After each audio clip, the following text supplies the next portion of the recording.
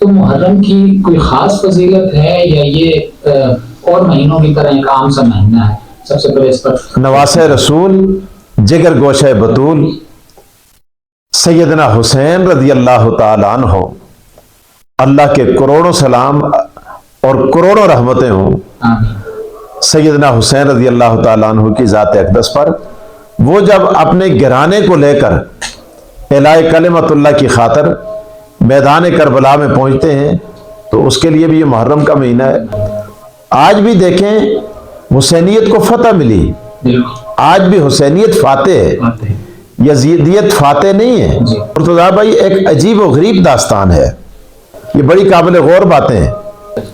اور 10 ذی الحج پہ آ کر سال کے مہینوں کا اختتام ہوتا ہے اور ادھر محرم میں آغاز ہوتا ہے۔ بات میرے ذہن میں آ گئی، آپ دیکھیں ابراہیم علیہ السلام نے کعبے کی دیواروں کو بلند کیا اور محمد رسول اللہ صلی اللہ علیہ وسلم کے نواسہ رسول نے دین کی عمارت کو بلند کیا۔ کو اقبال کہتے ہیں غریب و سادہ و رنگی ہے داستان حرم، نہایت اس کی حسین ہے اور ابتدا ہے اسماعیل۔ کیا جن لوگوں کا نکاح محرم الحرام میں ہو جاتا ہے ان کی شادی دیرپا نہیں چلتی یا اس کی کوئی اسلام کے اندر شرعی حیثیت؟ کہ تمام عبادات کے لیے اوقات متعین ہیں۔ کھانے پکا کر بانٹنا اور سبیلے لگانا، ان کی کیا شرعی حیثیت ہے؟ صدقات نافلہ جس وقت آدمی چاہے، جس مہینے میں چاہے وہ کر سکتے ہیں۔ رسول اللہ صلی اللہ علیہ وسلم نے 10 محرم کے روزے کا اہتمام فرمایا اور اس روزے کی آپ نے تاکید فرمائی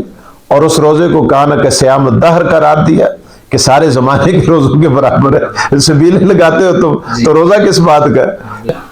کسی کی شہادت پر یا کسی کے فوت ہو جانے پر کوئی کتنے دن کا سوگ منایا جاتا ہے یا کتنے سوگ کی اجازت ہے اور یہ ماتم کی کیا حیثیت؟ سوگ اور ماتم میں فرق ہے۔ ماتم یہ ہے کہ یہ تو ایک دکھلاوا ہے دکھانے کے لیے۔ حضور صلی اللہ علیہ وسلم نے گریبان پھاڑنے سے، اپنے منہ پر تھپڑ مارنے سے حضور صلی اللہ علیہ وسلم نے منع فرمایا۔ باقی غم ہر آدمی کو ہوتا ہے۔ حضرت حمزہ کی شہادت کا سنتے ہیں ہمارا دل غمگین ہوتا ہے۔